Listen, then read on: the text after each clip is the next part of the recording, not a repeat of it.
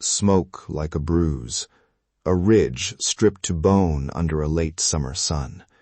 From the air, the black looked deliberate, lines drawn with charcoal, gaps left like blanks. Then one tree stood green in the middle of gray. The ranger who sent the photo wrote 2 words. It points. Do you feel that? The small, cold curiosity that arrives when a place refuses to be tidy. Find somewhere dark and quiet. Put your headphones on. Listen closely now. Tonight's story is called The Ember Map. I'm Samnang. This is where we trade comfort for curiosity. Martin Hale. You can tell he listens, not in a hurry to speak. Mid-50s. Hands that smell faintly of cedar and antiseptic. He'd walked that ridge for 20 years. Lightning runs, illegal campfires, the slow math of seasons. When the fire hit, he was one of the first there, mapping perimeters and checking containment lines. He thought he'd seen every pattern a forest could make, until he saw this. The ridge crest sits at roughly 3,200 feet, a place where wind hardens decisions and streams cut old arguments into the soil.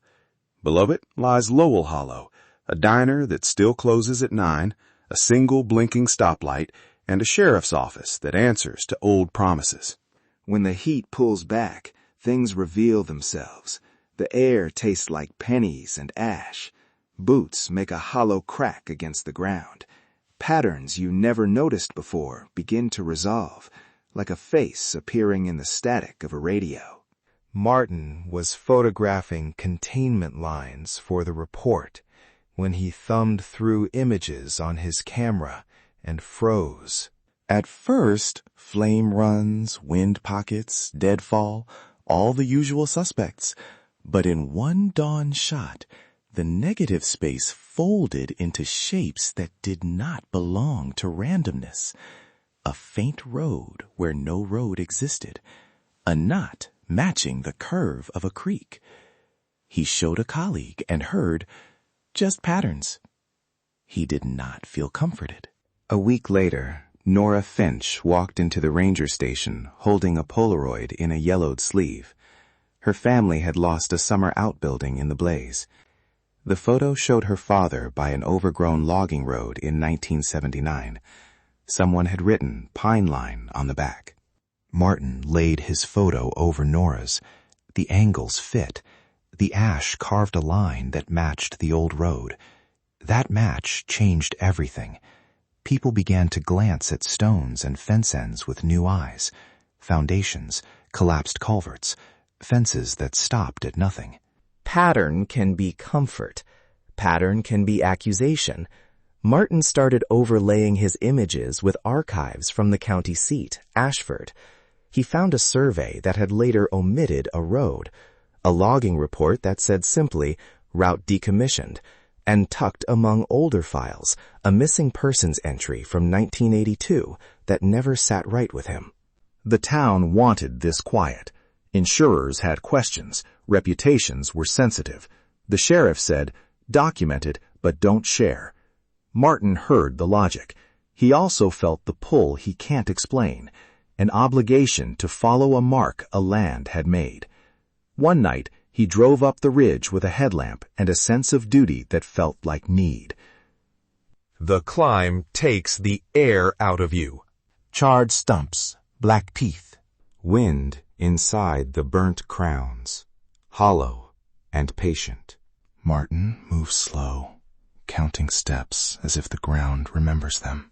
Half buried beneath ash and a sodden tarp, he found a small metal tin. Inside, brittle papers, a ledger with names scratched out, a faded high school photo dated 1979 with one person torn from the group.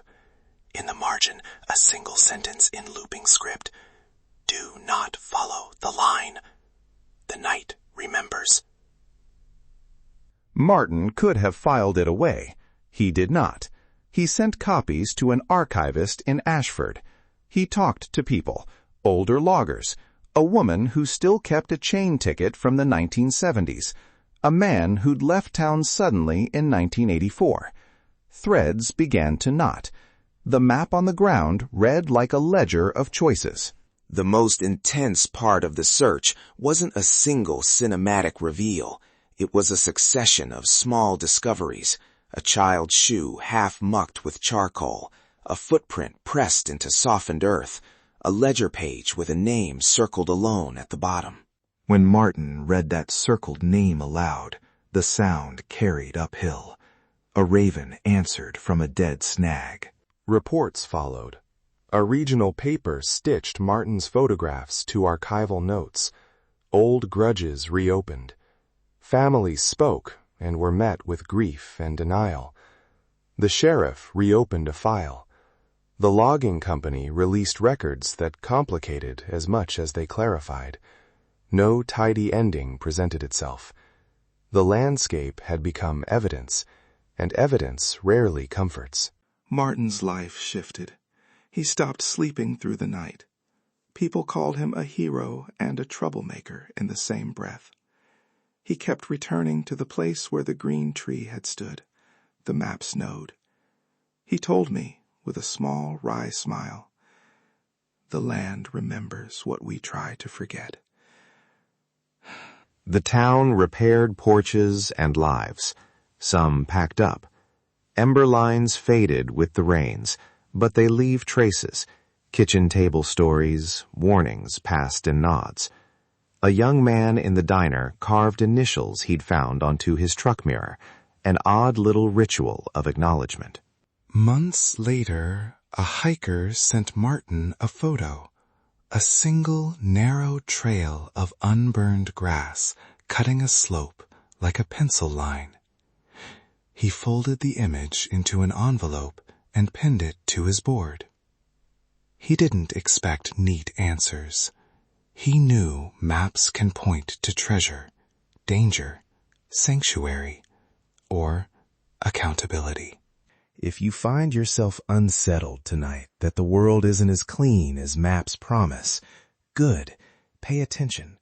The ember lines remind us that nature keeps score in ways we rarely notice until something burns the ledger bare. If you're still here, it means the story followed you all the way to the end. Take a breath. Look around your room. Make sure everything is exactly where you left it. I'm Samnang. If this story stayed with you, share it with someone who listens in the dark. Subscribe to Nature's Dread so you never miss an episode.